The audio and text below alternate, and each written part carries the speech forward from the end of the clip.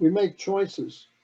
If we want our family to be more morally good, then we have to make morally good choices.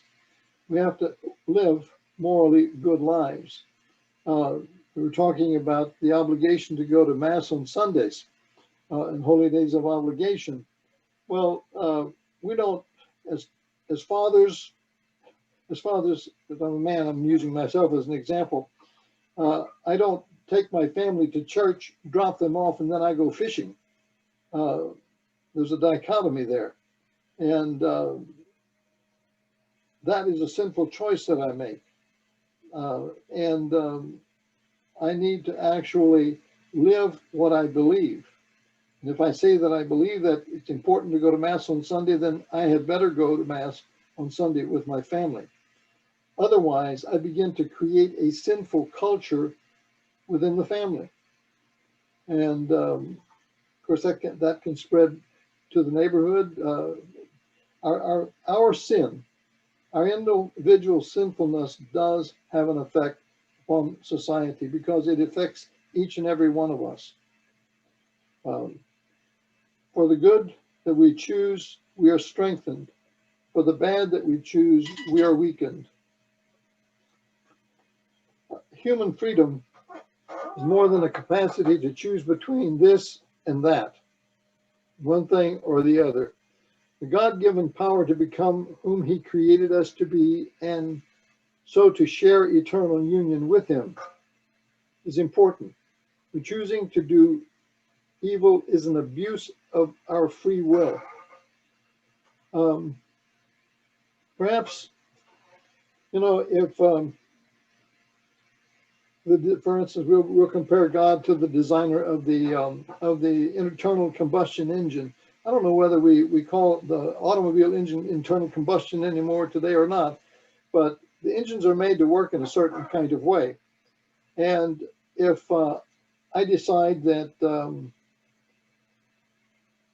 well, I'm going to put gas in the radiator, oil in the gas tank, it's not going to function properly.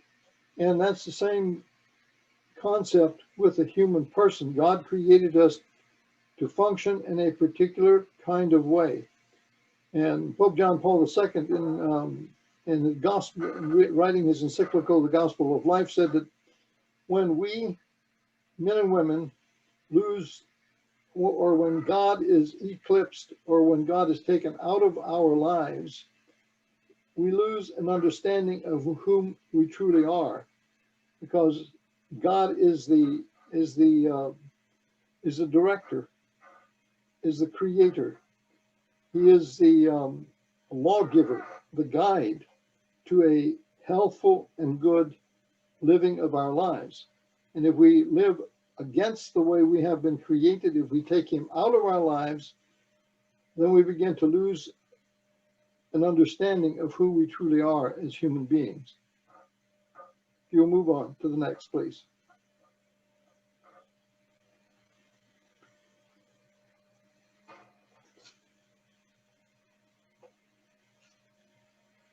Our morality of human acts are based upon that which we choose to do. It's a good toward which our will directs us. In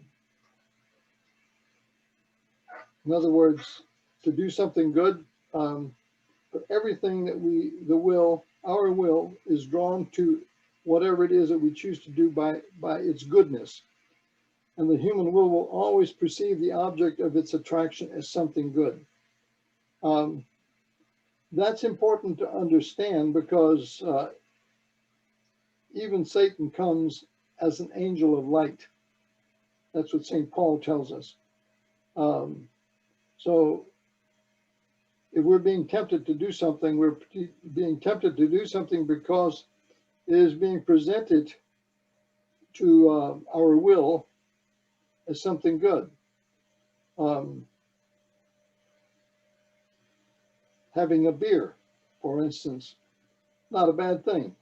It's good. It's refreshing, maybe two. It's okay. But then the third, our senses already are being tainted, and yet our will perceives that as being good, but it is no longer good for us because it is an excess. Same thing with eating ice cream. You know, a bowl of ice cream once in a while doesn't do you any harm, but eating a bowl of ice cream right before you, well, I used to when I was young, I could eat a tub of ice cream every night and it didn't affect me. But today, I can't do that any longer. Ice cream is good, yet I can eat ice cream on an occasion. It doesn't hurt me.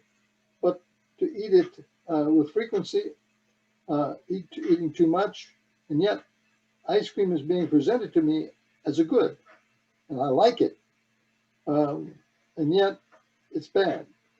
Many times sin comes in that kind of way as well. It's disguised as something good. Why don't we go on to the next one?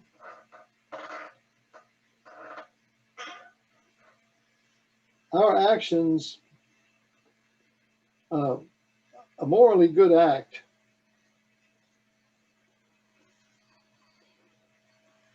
like giving alms, can be destroyed by our intentions.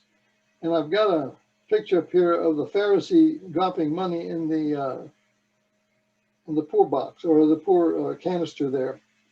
And it's a thing that Jesus noted because they liked, he said their gift were very poor because they love to be seen. They love to be seen in places of honor and giving money in their phylacteries. This guy doesn't have a phylactery. I don't see a phylactery, no. And he doesn't have tassels, but that's what our Lord mentions. But the attitude of this individual kind of shows us that that his actions, that he wants to be seen giving money to the poor, has already destroyed that act. It is no longer a good act because it's a selfish act, to self-aggrandizement, making him look good in front of people. So we can, do that with prayer. Almsgiving can be all corrupted by an evil end, an intention that's bad. So I kneel in church with my hands folded and I'm very devout looking, but I might be doing all kinds of thoughts, have all kinds of thoughts internally that destroy, and I may not even be praying. But if I wish to be seen praying, that's another thing that the Lord pointed out. They wish to be seen praying, destroys the good intention. The good that act was supposed to accomplish has been destroyed by an evil intention. Let's go to the next.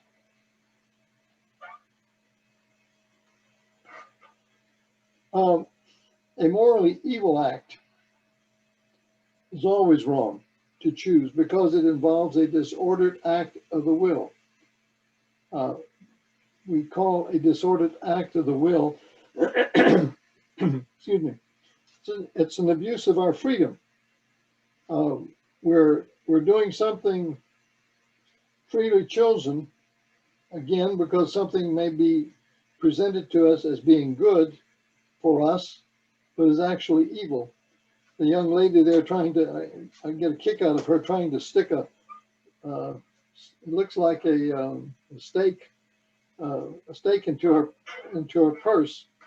No matter what the intent or why she's doing that, doesn't make that a good act. It is evil because of the fact that it is stealing. Adultery is always wrong, no matter what kind of intention, under what circumstances. Adultery is always wrong. Murder, by definition, is always wrong. The taking of innocent human life is always wrong. Doesn't make any difference why we do it. You can't go down the street to your neighbor who is the hellraiser of the neighborhood and is constantly causing commotion and blow him away, so that you will have some peace in the neighborhood. That's an exaggerated example, but can't do that. It's still murder. Rape is the same kind of. All of these things are evil by nature, and no good intention will make it right. So let's go to the next one.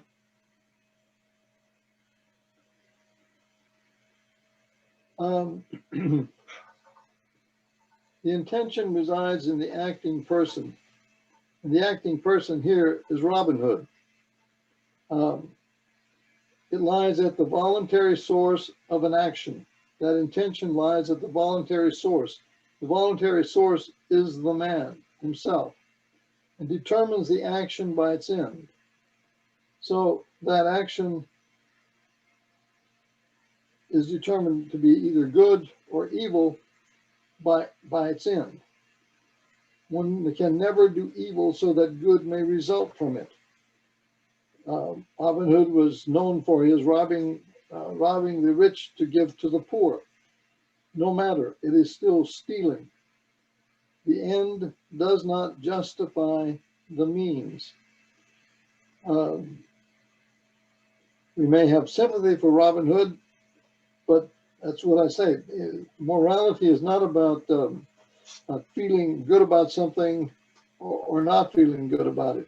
It's whether there is a moral principle involved in it. And that is that our intentions will not turn an evil act, which stealing is, into a good act. Okay?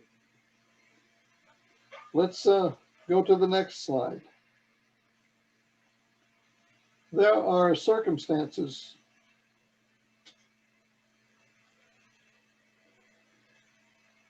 that surround things that we do. They increase or diminish the moral goodness of an goodness of the, or goodness or evil of an act. But they don't, and they may lessen the personal responsibility or increase the personal responsibility, but they don't change the act itself.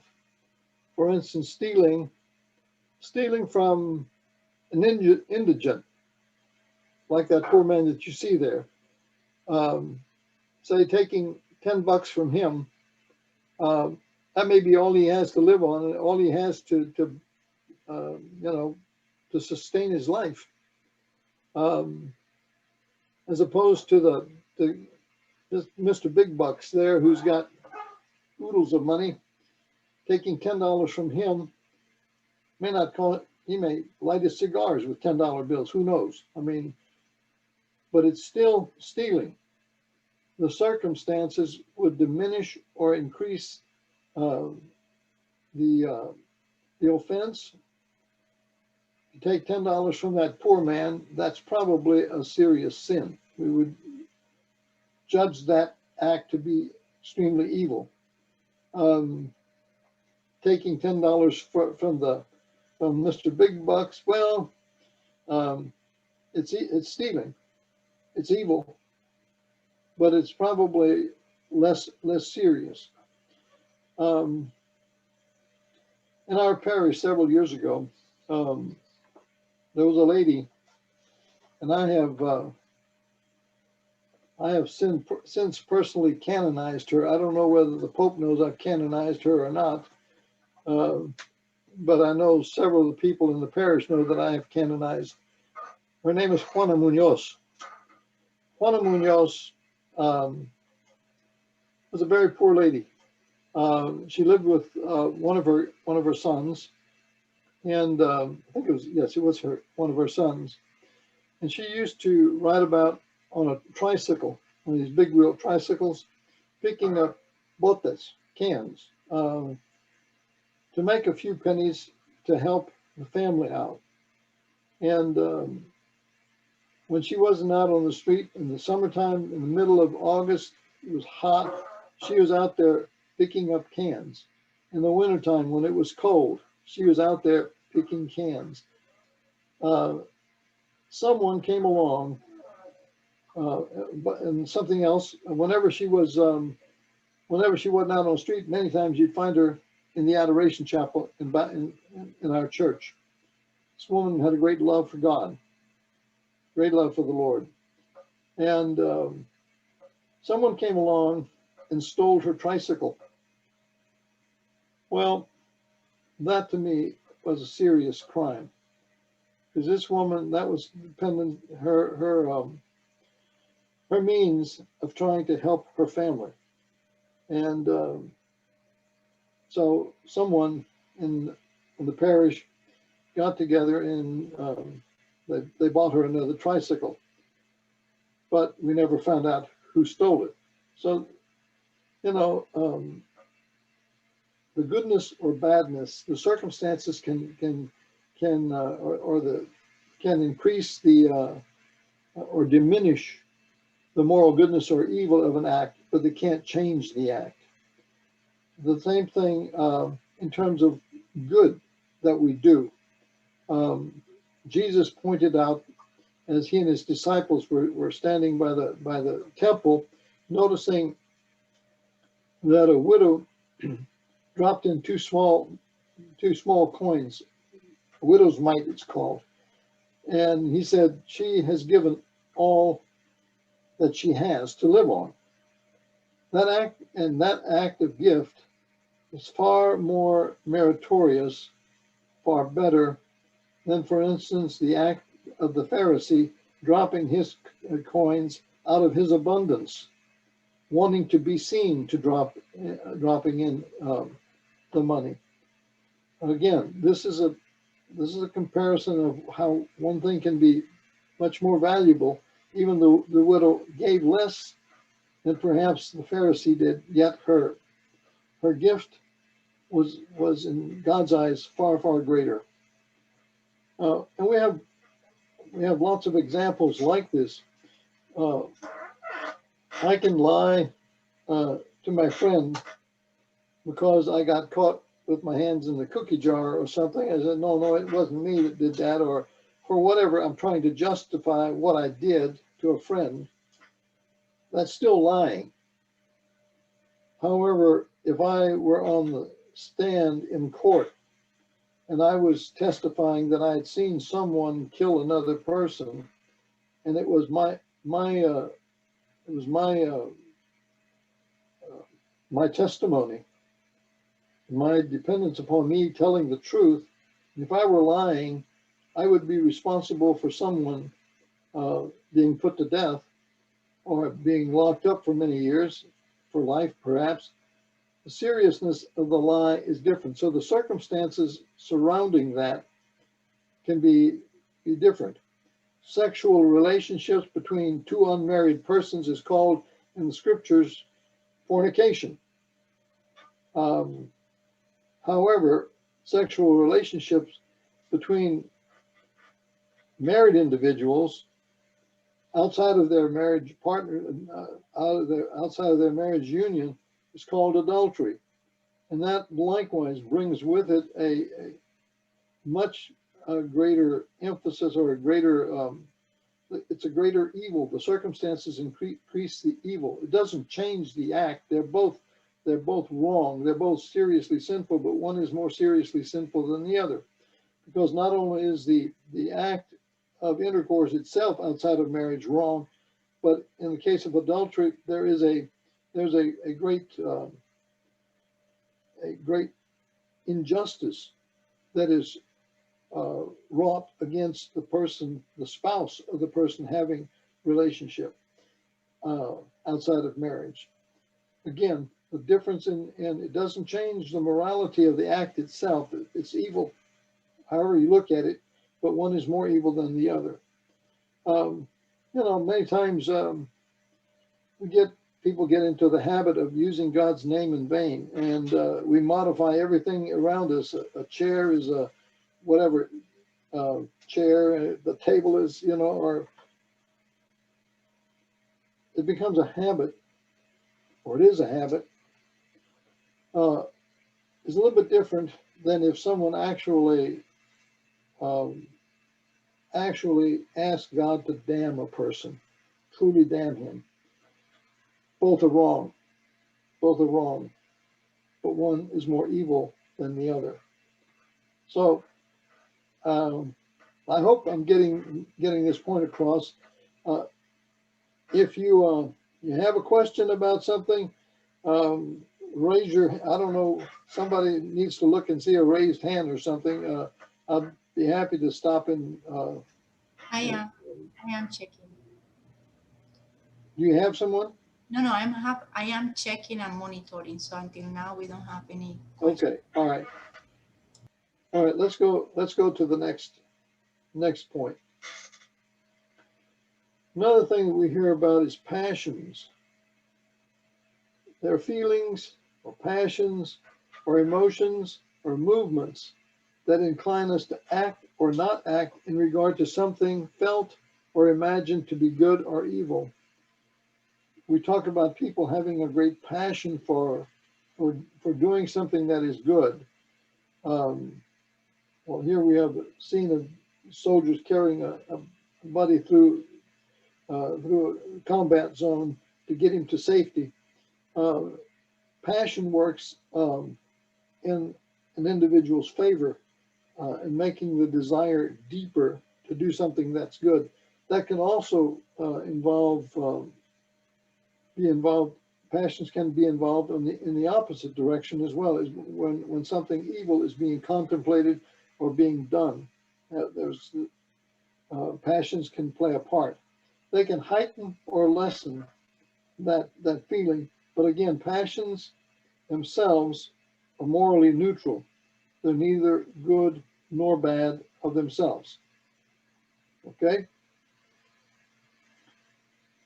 let's go one more.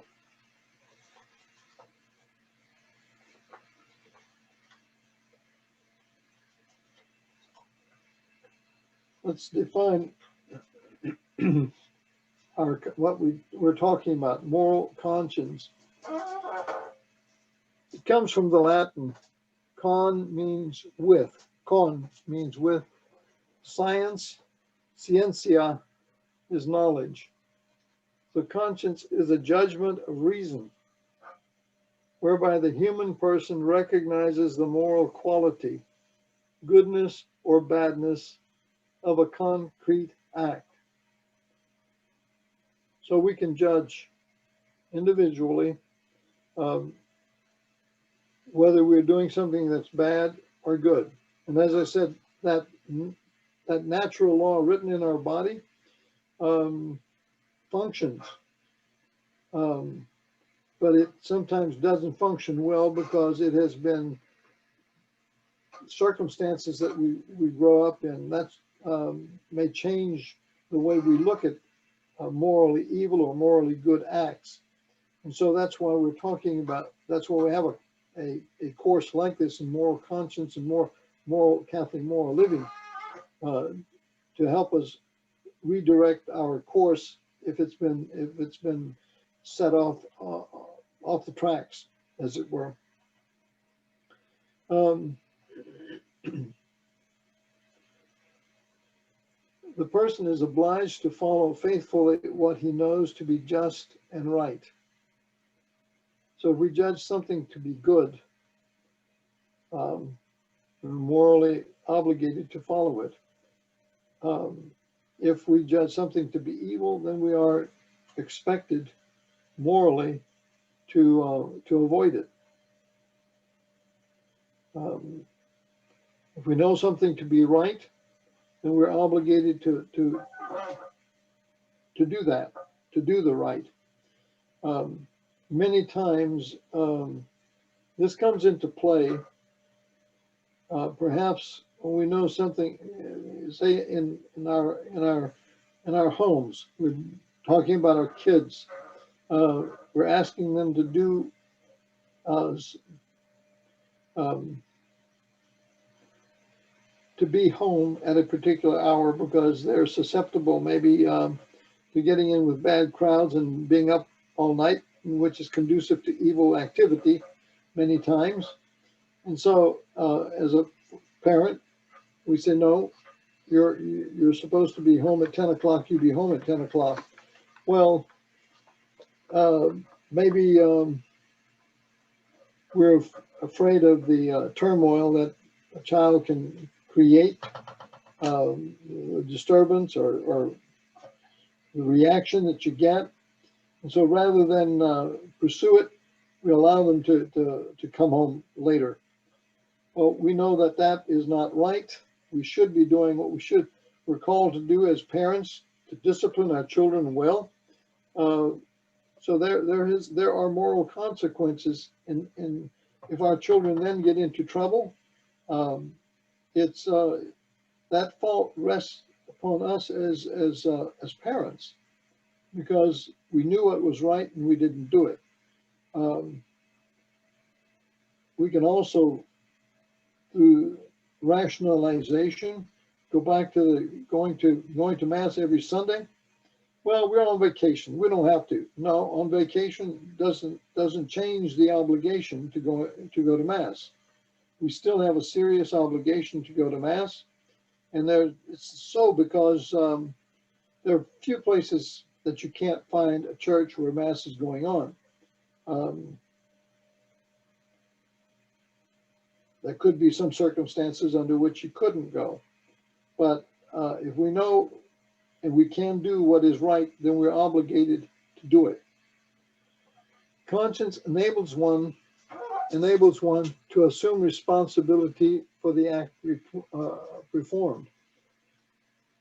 Having formed our conscience, then we are obligated to accept the responsibility for that activity. And that acceptance either is a virtue or it's a sin. That's what we call it. It's called sin. When we do something wrong, morally, it is sinful. And we have to assume that, accept that responsibility. You noticed in that brief passage that I read in Genesis,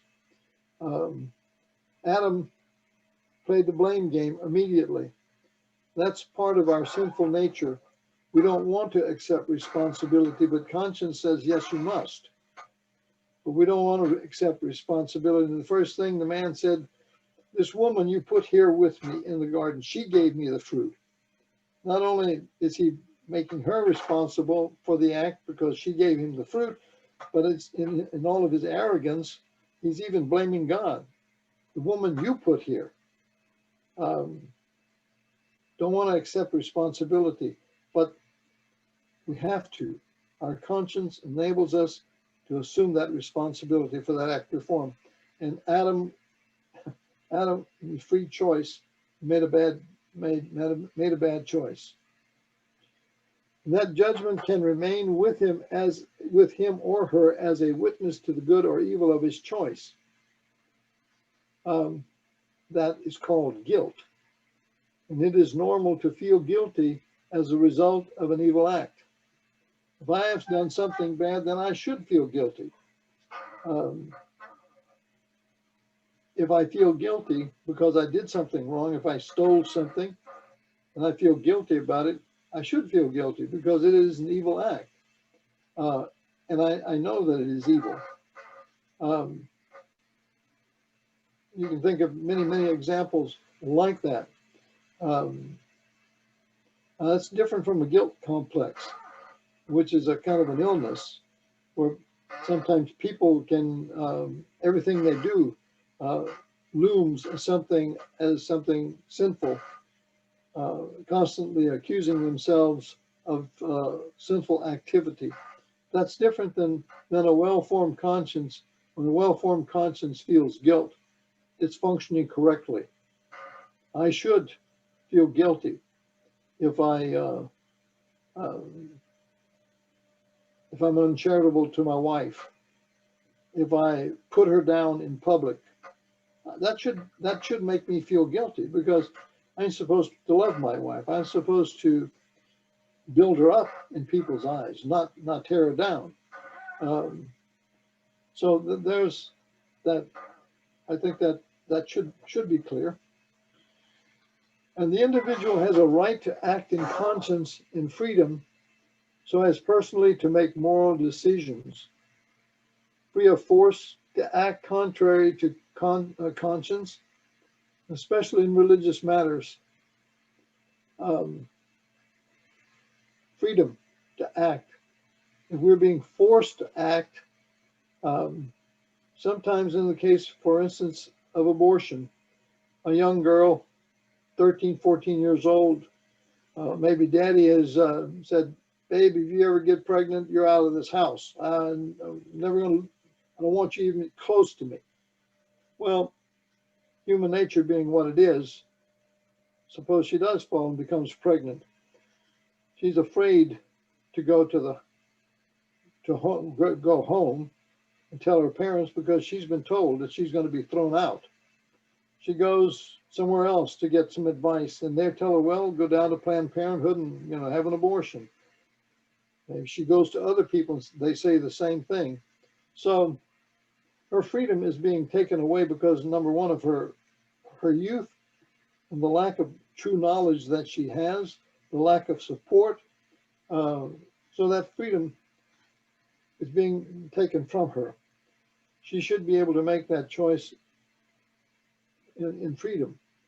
All of our moral decisions must be freely chosen to be either good or bad.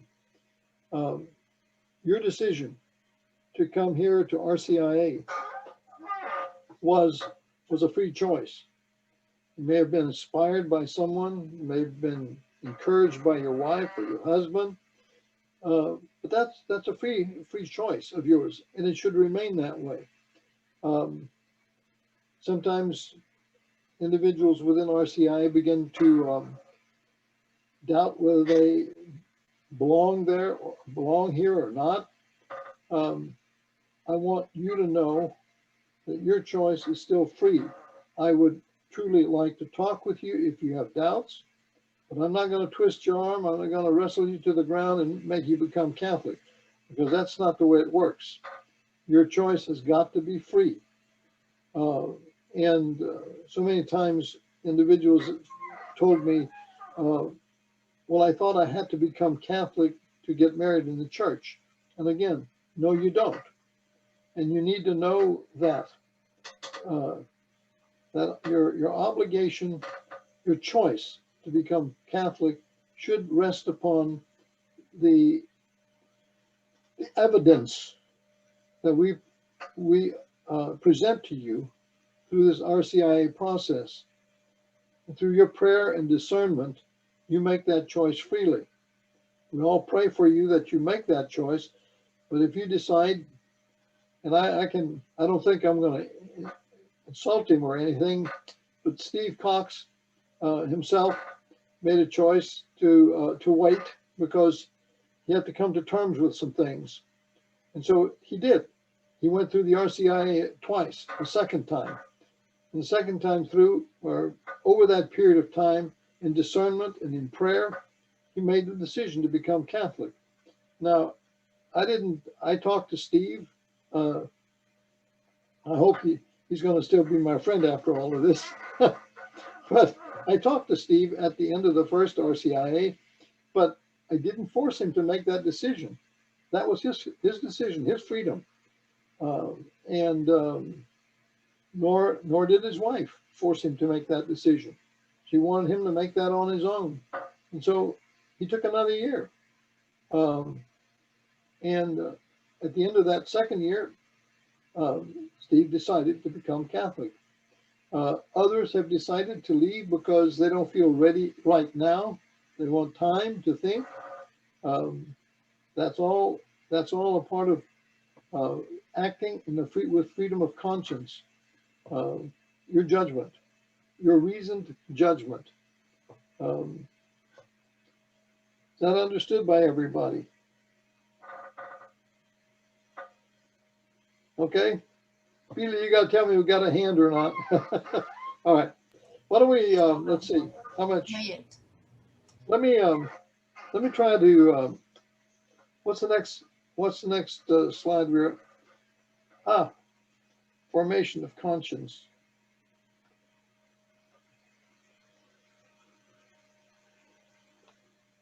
Steve, can you lower a little bit the slide, just a little tiny? Well, I'll tell you what, this is starting another section, and we're right on 8:15, and I thought about 8:15 we would do our breakout into rooms. The questions that I've given you are basically thought questions, not so much as right or wrong answer questions. There may be some of those in there, but it's designed to get you to think about your own moral attitudes. Many of you are coming to the RCI with well-formed consciences. It's not anything new. You may not have heard it in this way, but your consciences have been formed.